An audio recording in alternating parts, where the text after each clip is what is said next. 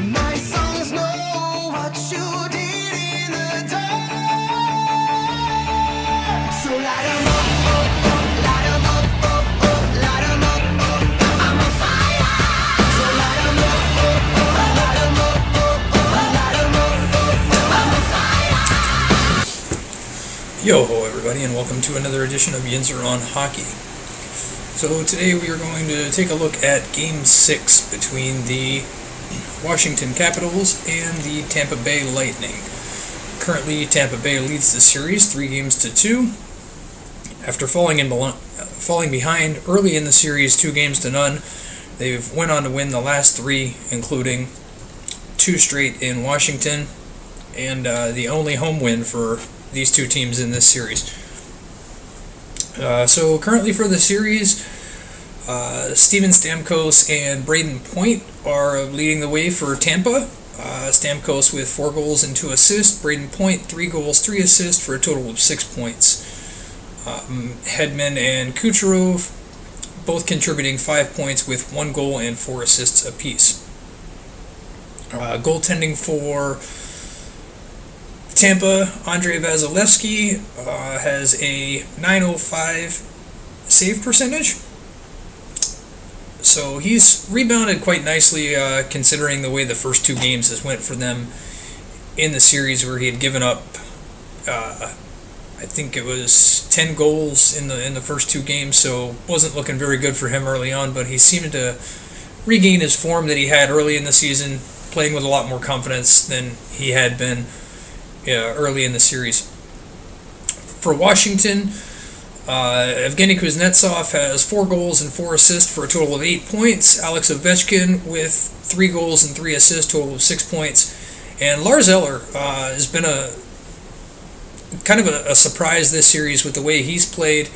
He has 2 goals and 4 assists, but he's played a lot of minutes that maybe he's not quite used to playing. He's been filling in for Nicholas Backstrom early in the series,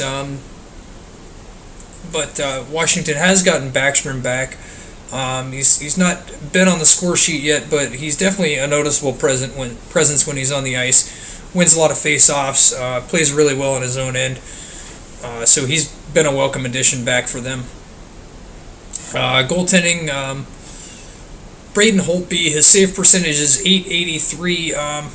I don't think that's very indicative of how he's played in this series. He's been pretty consistent for the most part. Hasn't had to face a ton of shots.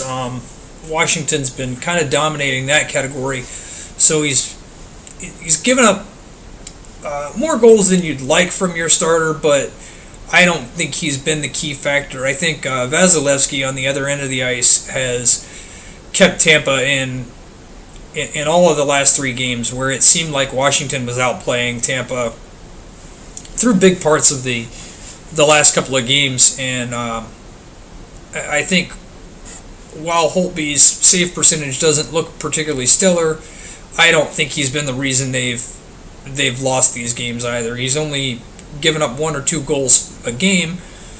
It's just that he hasn't faced a lot of shots, and that's why his save percentage looks so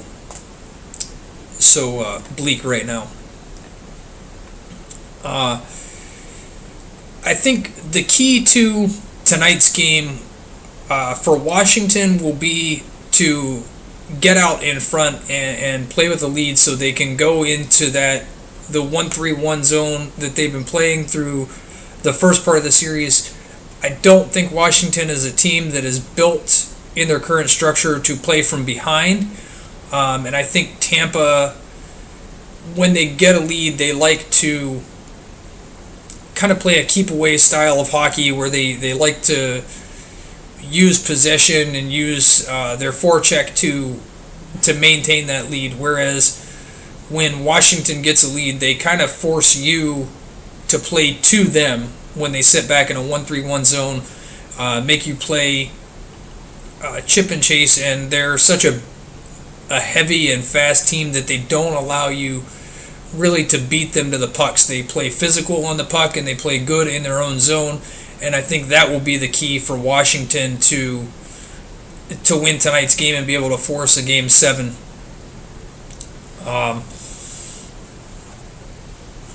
And for Tampa, I think it's kind of much of the same, as to be able to get out in front early so that you can dictate the terms, especially with Washington having last change tonight. For Tampa to be able to dictate the terms, that way you force Washington to go away from the matchups that they prefer, to kind of keep their best players on the ice, and that way you can manipulate the matchups a little bit when you're out ahead, and their team is forced to play their top six a little bit more than they would like, whereas they won't be able to match up their bottom pairs against your top guys to create that matchup problems.